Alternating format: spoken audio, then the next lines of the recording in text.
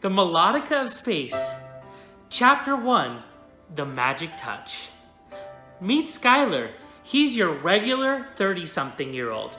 Good job, nice family life with his wife, and kind of a nerd. On August 24th, 2020, Skylar is sitting on an eco-leather couch in his apartment, playing his 14th favorite game, The Legend of Hilda, Ocarina of Time on the Nintendo 64. He got up early so he could beat the game just before work. While Skylar is straightening his tie in the mirror, he heard a strange voice coming from his Melodica case saying, "Hey, open! Hey, open!" over and over again. Skylar pauses for a moment, thinking that he might be going crazy. The calling persists. He heads to leave for work. He opens the door, pauses, then closes it. Feeling compelled, like a moth drawn to the light, Skylar heads back to the Melodica case. Skylar looks intently at the case for a second, and then promptly opens it. The voice stops. As soon as Skylar's hand made contact with the Melodica, it changed from black to blue. A flash of light appears, and Skylar feels a rush of energy come over him as the voice enters his body. He flails and accidentally knocks the case to the floor. A booklet falls out. Skylar picks up the book and curiously studies the first page. It says the words Paris, France, and there's some sheet music with a simple melody underneath. Skylar impulsively picks up the Melodica and plays it. He disappears from his room. Skylar is standing in Paris as soon as the last note comes from his Melodica. He appears to be at a metro station. An old, tired man is asleep on a bench. Excitement replaces the fleeting shock. Skylar looks around, wide-eyed, and begins to explore the city. Skylar visits the Eiffel Tower, the Louvre, and eats a croissant. Afterwards, Skylar flips to the second page and sees Giza, Egypt. Skylar grins, then plays the melody. Just as suddenly, Skylar is in the deserts of Egypt. He travels to the pyramids and sees a sphinx. Although it's getting late by now, Skylar excitedly flips through his book, yearning to see one more wonder before turning home. He is feeling hot and thirsty, so he stops at the North Pole. However, when he plays the song, he hit the wrong note at the end. Skylar plunges into freezing cold water. Skylar lifts the book and Melodica above his head to keep them safe. Skylar tries to read and play in the darkness in the freezing water, but he has no luck. Skylar starts frantically playing random notes, hoping something will save him. With what feels like it could be his final breath, he plays a little tune he wrote many years ago, and his Melodica starts to glow and become very cold. Skylar's body is suddenly covered in ice. He, the Melodica, and the book are all frozen in place. The Melodica of Space, Chapter 2, A Link to the Past. Skylar hastily wakes up on a medical bed, and his heart begins to race. An alarm sounds. A man and a woman rush in. They look like a human and a robot had a baby. They excitedly talk to Skylar in a foreign language. Skylar gives them a confused look and asks, "Do either of you speak English?" The woman gives a small nod and then attaches a headpiece to Skylar she already had in her right hand. "Can you understand me now, Organic?" Skylar nods with a bit of confusion in his face. "By the way, I'm L3V and this is J65H. If we look funny to you, we are known as bionics by organics like you. I don't know how you survived. You must be at least 500 years old. What's your name?" "I'm Skylar, and I'm 500. What year is this?" "You used AD back in your time, right?"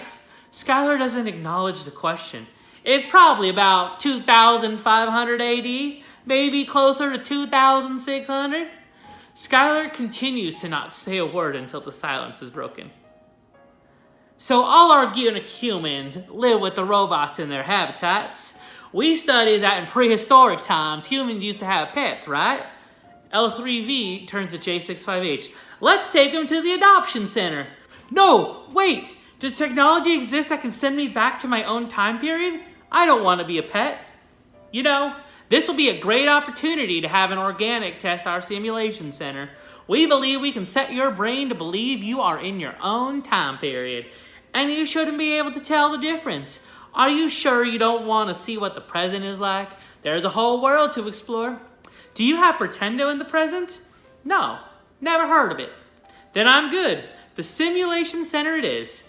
Skylar gets onto a disc with the two bionics, and the disc glides on the ground at a distressingly fast speed. They stop at a portal in an instant. The bionics wave their hands around Skylar. Infrared lights appear from their palms. Just walk through here. The simulation team now has all your information. Skylar clutches his Melodica tightly as he passes through the portal. He soothes himself, telling himself the experience will be just like traveling by Melodica. For a moment, Skylar feels as if he's flying. Zeros and ones go by at a blinding speed. Skylar exits the portal and stumbles. A cyborg catches him. It adjusts Skylar's headpiece and then says, "Hello, I am K55. You must be the new pilot from 52BAI. It is an honor to meet an organic. They are so rare." The last year I remember is 2020 AD. However, the bionic people that I was just with imply that AD is no longer being used, right? Right. It is currently 512 AI. AI stands for Artificial Intelligence, and this is the year we became sentient. Can you tell me more about why everyone refers to me as organic? Humans are all paired with bionics in order to maintain maximum health from birth, and so they are part of the cybernetic network to maintain order. While there is a colony of organics that religiously oppose being bionic, they are required to live within the robot headquarters and have a master. You're the first organic I have met. What is this plastic thing you have? It's a Melodica. I use it to make music. Can it come with me? Yes. We will upload all your belongings into the simulation. Once you're in, you'll be there till death, and we are still beta testing. Are you willing to take that risk? If the alternative is being a pet, then yes. I suppose there are other types of laboratory service. For example, the two bionics that helped you into the portal recently had their blood replaced with synthetic blood. Nope. Let's do this. Ha! I love your energy, organic. Let us indeed do this. KA55 gathers all of Skylar's information, puts Skylar into a pod, and then pulls the lever. The pod turns pitch black, and Skylar is once again transported. Skylar looks around. Something is not right. There is nothing but oak trees everywhere. At least 1,000 of them. Skylar pulls out his book and plays the song for Paris, France. Skylar looks around again and only sees forestry at first. He sees a group of odd-looking people in the distance. He squints. They look primitive. Skylar's eyes widen. He realized that it sent him too far back. The Melodica of Space, Chapter 3, a historic simulation. Skylar strategizes as he flips through the book. He figures he might as well go somewhere nice in the meantime. His eyes land on Cancun, Mexico, and he plays a tune. This time, Skylar appears on a crude dock on the beach, and a group of ancient Mayans are facing his direction, and they witness his sudden appearance. They immediately stop what they are doing and turn to face Skylar, their faces full of awe. A man who appears to be the leader declares, "A great spirit is here to visit us. We must bow to him." Thankfully, Skylar was still wearing the translation headpiece he received at the laboratory. Without question or hesitation, this group, the Mayans, bow to Skylar. Skylar is stunned by their reaction, but gathers himself and responds, "Thank you. You may rise, for I am Skylar, an ordinary man with an extraordinary instrument." "Why are you here?" the leader asks, rising to his feet with the others. "Well, I really like your meat. I was hoping to find a good meal. I don't suppose burritos have been invented yet." The leader motions to a man in a strange hat. He heads off. He points to a couple and demands they bring wood and sparking rocks. The leader officially introduces himself. "I am Apo. I am the tribe overseer. Come, let's sit as we wait for the meat to cook." Skylar and Apo talk for a bit while sitting on tree stumps. Skylar tells Apo of modern times, and Apo tells Skylar of life in his tribe. The villagers prepare fires and cook chickens, cows, and pigs. After feasting, the people of the village played instruments and danced.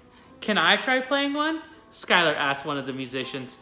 The musician hands off the instrument to Skylar with no hesitation. It looks like a coarse wooden recorder. As soon as Skylar touches the instrument, it turns from wooden to blue and a booklet drops to the floor. Suddenly, everyone is quiet and is watching Skylar intently. Skylar turns the book to the first page and it says "White Light" with an ancient music inscription. Thankfully, Skylar studied music in college, so he was able to figure the notes out. Skylar plays the song, and a bright white light comes out from the bottom of the instrument. Everyone starts to bow for him again, but Skylar urges them to stop. "Can someone bring me another instrument?" A couple people head off in different directions. In the meantime, Skylar plays the red light and blue light song on the recorder-like instrument, and the Mayans watch attentively. Another musician offers Skylar a drum. Skylar accepts the drum and hands off the recorder-like instrument. The drum turns blue, and the recorder turns back to its original wooden color. However, the booklet remains, and another booklet falls to the floor. Skylar opens a new booklet and flips through the pages, and stops on full moon. He noticed earlier that there was a new moon today. Skylar plays the rhythm, and the moon lights up the night sky. Skylar has a brilliant idea. Perhaps if someone has an ocarina, he can travel back to his time period, just like he could in the game. He saw one on his last trip to Playa del Carmen. Skylar describes the instrument to the musician, and he calls over another musician holding what looks like a turtle with holes. It turns blue in his hand, and yet again a booklet falls to the floor. This booklet is huge compared to the others. Skylar picks it up, and it looks like a series of reference numbers. Skylar feels uneasy, not knowing what'll happen. He summons his courage and tucks his melodica under his arm and puts all the other booklets in his pockets. He stands up on a tree stump that he sat on earlier and declares that his next song will be truly magical. Skylar isn't sure how to read the reference numbers, so he flips about halfway through the book and plays the melody for 12.19.4.8.0. Skylar is on the same beach, but there's no one there. However, he sees what looks like telephone poles and hotels in the distance. He throws up his arms victoriously. Skylar opens his melodica booklet and plays the song for Oak Vista, California on his melodica. That is where he grew up. Skylar appears at a bus stop next to the gas station on the corner of Venture Avenue and St. Anne Boulevard. He looks at the gas prices and sees $1.31. Skylar fixates on the price, trying to guess what year it is.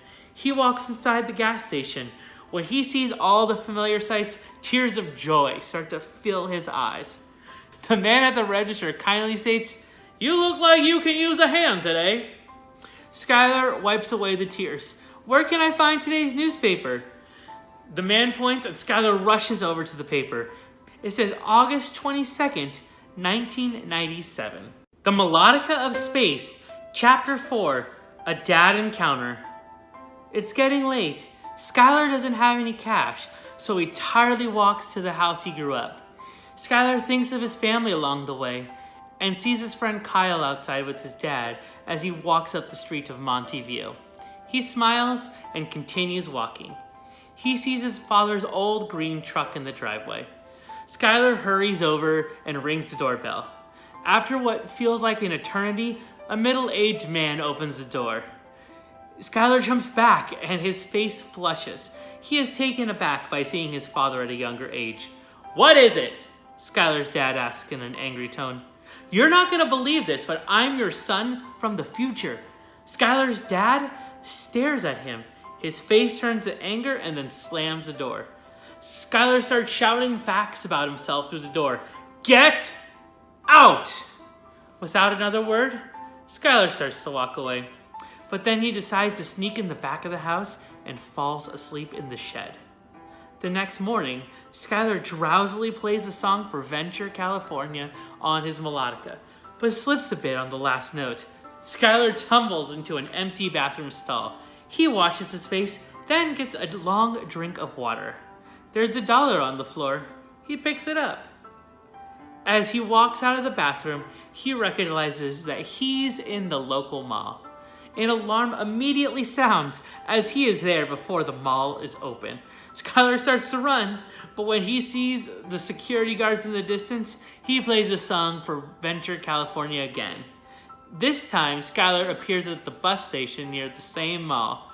A couple of people driving may have noticed what happened, but no one stopped. Thank goodness cell phones weren't mainstream yet. There is a man lying on the bench who stares at him. He appears very tired and a bit familiar. He doesn't express any emotion. Skylar begins to flip through his ocarina book when his bus arrives. The number 14 bus pulls up, and the tired man gets off the bench and drags himself onto the bus. Does this bus head to Petite and Pager? And how much is the fare? Skylar asks. Yes, and 75 cents, the bus driver says, exasperated. Are you getting on or what? Skylar hurries onto the bus, pays the fare, and collects his change. The tired man almost inaudibly mumbles, "Don't let him on, don't let him on," over and over again. But the few people on the bus ignore him. Skylar looks around and chuckles to himself. There's a young man with bleached tips, another with flames on his shirt, and a little girl with all of that as a t-shirt. Skylar gets off the bus and notices the payphone next to the station. He takes a moment to appreciate it. Skylar walks up to the old condo he used to live, takes a deep breath, and knocks on the door. The Melodica of Space, Chapter 5, Little Sky. A young boy hears the door knock and squeaks out in a high voice, "Who is it?" Skylar replies, "I'm here to talk to Grace." Skylar hears the boy scream for his mom. She opens the door. Skylar smiles big. "Mom, you're not going to believe this, but I'm your son from the future." His mom's face is filled with shock and a little bit of recognition. "Sky?" She starts to faint. Skylar catches her and lays her on the couch. A 10-year-old version of himself is peering at him behind the wall, looking horrified. He looks too scared to move. "Hey, Sky. I don't know if you heard me, but I'm you from the future." Skylar remembers that he liked being called Sky as a child. "You love Poker Man, your favorite color is blue, you play the clarinet, and you love cheese." Sky's body starts to relax, and he slowly walks over, still looking scared. "Why are you here?" he asks. "Can you bring me your clarinet? I'll show you how I got here." Sky runs out to his room, grabs his clarinet, and assembles it. He keeps glancing at Skylar. There's a disappointed look on his face. "I imagine I don't look the way you were hoping I would, huh?" Sky's cheeks flush. "I actually have a good life. I have a great job, a loving wife, and I still play music and games all the time. I even taught others to do it. Also, they still make Poker Man games." Sky smiles softly as he hands Skylar the clarinet. It turns blue in his hand and a booklet falls to the floor. And then Sky's eyes widen and his jaw drops. "What was that? Am I magical?" "Let's find out," Skylar replies as he hands Sky the clarinet. The clarinet turns back to black in his hands. "I guess you just don't have the magic touch yet." Skylar takes the clarinet back and opens the first page of the book. It has a tune for a hamburger. As he flips through the pages, every page has food. "Burritos!" Sky chimes in when he flips to the page. "Check this out," Skylar says just before playing the burrito tune. A burrito appears. Skylar plays a tune again and a second burrito appears. "Let's eat!" Sky and Skylar sit down, have a meal, and share some laughs. During the meal, Skylar tells Sky all about his adventures and that he is there to use the internet so he can return to his time period. He doesn't mention the simulation. Sky and Skylar head to the computer. Sky boots it up and Skylar searches for the information he needs. He forgot how slow the internet was back in the day. "Can we go on an adventure first before you go?" Sky pleads. "I don't think that would be such a good idea," Skylar says, distracted. "Please, it's my birthday tomorrow. Well, our birthday," Sky begs. Skylar pauses to look at Sky. He knows how much this would mean to him. Sky has had a rough time since he left his dad in Oak Vista, and can use an adventure. Alright, fine. You know what I'm curious to see? Us at an old age. Let's see if we can find ourselves as an old man. Yes! Skylar, come here! Skylar and Sky look at each other and smile mischievously. Grab onto me, Skylar says, turns the page and plays the tune on his ocarina. The Melodica of Space, Chapter 6, 2072 AD. Skylar and Sky travel to August 22nd, 2072 AD. He remembers this year is year 0 in the AI calendar. They are standing in what appears to be the same home, but it looks so futuristic. The whole house looks like it's surrounded by computers. Who is present? A robotic voice states as a 2-foot bot approaches. It is shaped like a stereotypical 80s robot. An alarm sounds and the robot shouts, "Intruder! Intruder!" over and over again. Sky takes his clarinet and uses it to smash the robot into pieces. The alarm stops. Don't worry, Sky. I have a way out of it. But first, let's use their computer to see if we're still alive. Skylar hurriedly boots up the computer, and a voice asks, "What is the password?" Sky shouts, "Pizza!" Skylar flinches, but the computer unlocks. Skylar looks at Sky in surprise. "It's written on a post-it note right here." Skylar lets out a hearty laugh as he frantically searches for himself. He gets the address for a senior home in Tempo, Florida, and prints out a map. A human voice echoes through the house. "Mr. Aaron, your robot is disconnected and your alarm is off. Shall I send dispatch, sir?" "Everything is fine." "Where is Mr. Aaron, young man?" Skylar flips through his Melodica book and finds Tempo, Florida. "Grab on." Sky grabs on and Skylar plays the tune. They arrive at what appears to be a miniature airport at West Platte and South Boulevard Street. There is a tired-looking man laying on the bench who notices them, but he turns his head and goes to sleep.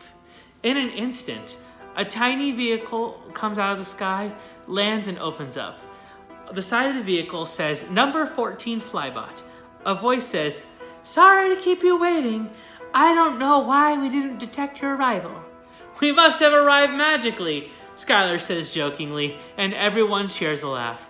"Where can I take you to?" Skylar gives them the address, and they travel at an alarming rate. They see all sorts of machines flying by, and see lots of drones with different sized packages filling the air. People that are on the ground are all standing on what looks like a modern-day hoverboard, but more circular and effortless. "Please enjoy your day." Skylar is surprised that there is no cost for travel. He and Sky walk through the doors of the senior home and go to the front counter. "How may I help you?" a young man asks. There is another tiny robot trailing behind him. It looks exactly like the one from the house that they saw earlier. "I'm here to see Skylar Robin," Skylar says. "Ah, Dr. Robin, as he likes it," the man says with a smile. He turns to his robot and says, "Take these 2 people to see Dr. Robin. Confirm acceptance of visitation, then return." As they follow the robot, they walk down a beautiful hallway and find Dr. Robin's entrance next to the main garden. The robot motions for Skylar and Sky to wait, heads inside the room, and then out. "Dr. Robin will see you now." The robot promptly leaves. "Hello, me. I've been waiting for this moment a long time." The Melodica of Space, Chapter 7, A Wise Old Man. Sky and Skylar walk into the room. It is huge and looks even more high-tech than their old condominium. A robot is idle in the corner, and Dr. Robin sets down what appears to be a tablet onto the table next to him. Dr. Robin looks sharp and healthy for an old man. Skylar grins, happy to see that things look good at first glance. "I know why you're here, but I need to talk to both of you first. Sit down." 2 platforms open up from the floor, and 2 chairs appear. Skylar and Sky sit. "I know you want to ask me a bunch of questions about how life turns out for you two, don't you?" They nod. "Well, here's the short version. Life is full of moments of joy and moments of disappointment, just like any other life. Today, I am going to teach you how to suffer a lot less, especially you. Dr. Robin stares fiercely at Skylar. Skylar, do you remember how you felt right before you froze into that block of ice? Yes, like my life was flashing before my eyes. Exactly. What were you thinking about? My wife, family, great memories, and all the things I wanted to do. And you know what? You beat immense odds and you are alive. I'm not sure I'm getting your point. Now think about life before the Melodica. And you, little Sky, think about life as the kid you are. How much time did you waste worrying about stupid stuff and not enjoying yourself? How often were you unhappy over nothing? Be honest with yourself. A lot, Sky says. Yeah, a lot, Skylar chimes in. It is absolutely absurd to waste your energy on those things. Focus on the things you can control. Focus on the small things, on the small wins towards the things you really want. And most importantly, focus on your well-being. When in doubt, ask yourself if your thoughts are giving you energy and motivation to take positive actions. Any other thoughts have no value. Do you understand? I do. And if I get my life back, I will be grateful for every second of it. Sky nods in agreement. Well, I'm going to show you how. You're not only going to return to your life, you'll even be able to break out of this situation and return to your time period as well. Skylar stands up quickly, knowing that he was referring to the simulation. Really? Really. Sky, would you like to come on one last adventure? I can return you to Mom afterwards. Sky nods excitedly. We'll buy 3 tickets to the I Am show in Anaheim, California. It stands for the International Association of Music. And then we will travel ahead to the first day of the show. You're going to need some specific songs, but I've already created a custom booklet. Dr. Robin motions the robot to get the book. If at any point you want to turn off the magic from the instruments, just play the opening theme from The Legend of Hilda on your kazoo. Skylar chuckles. But first, let's get you both cleaned up and fed before the trip. Who wants burritos? The Melodica of Space, Chapter 8, The I Am Show. The party travels ahead by ocarina to January 9th, 2073, and then decides to travel by the personal flying vehicle to Anaheim, California. They arrive in less than an hour. During the travels, Skylar makes sure he memorizes his next songs for quick play. Skylar slips his short melodica tube in his pocket and hands the instrument to Dr. Robin for hiding so they can escape when the time is right. The instrument turns a darker shade of blue in his hands. He warned him that people are no longer allowed to play instruments at the show due to fear of germ transmission.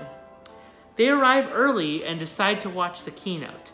The speaker tells the crowd how artificial intelligence has perfected music creation and proudly announces that every song has topped the charts this year was created through an AI algorithm for the first year ever.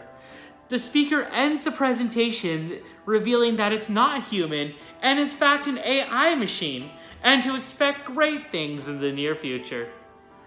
Afterwards, they go to the instrument section. They are looking for a special melodica called the Hambone 44. Once they find it, Dr. Robin and Sky create a distraction. They loudly argue about who is a better singer and get the exhibitor to help settle the debate.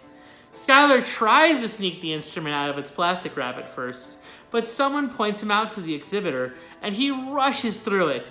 The exhibitor starts to yell at him, but he stares in amazement when the melodica turns blue once Skylar moves the plastic and makes contact. A large crowd starts to gather, and Dr. Robin and Sky sneak away. Can I please play a song? I promise it'll be the most amazing thing you ever see. I'll allow it, the exhibitor replies, fixated on the blue melodica. Skylar plays the song and wakes up gasping for air in his pitch-black pod. The Melodica of Space, Chapter 9, Returning Home. Alarms begin to sound. Skylar plays the ocarina to transport himself to August 24th, 2020, and plays the melodica to return to his hometown of Thousand Palms. He arrives at the bus station of Hillview Road and Thousand Palms Boulevard. This is the same day he left on his journey. He arrives at the bench and sees an old, tired man. He repeats, "You again," in a muted voice. He is holding a phone, and Skylar sees it at 6 a.m. Skylar briskly walks away. Skylar hides out in a nearby park until 8 a.m. He sees the SUV in his driveway. Skylar ponders why his vehicle is still there. He assumes that his other self is in Paris. His 600-year-old pair of keys that he has in his pocket still unlock the door. Skylar saunters inside and says hello, and doesn't hear a sound. He walks into his room and sees the Melodica missing, but the case is on the floor. His body relaxes. He is finally safe. Skylar takes a shower, puts his clothes to wash, and grabs the kazoo. It is time to break the spell. When he puts the kazoo up to his mouth, he hesitates and then puts the kazoo down. Skylar lays down with his instruments by his side and flips through the pages that Dr. Robin gave him.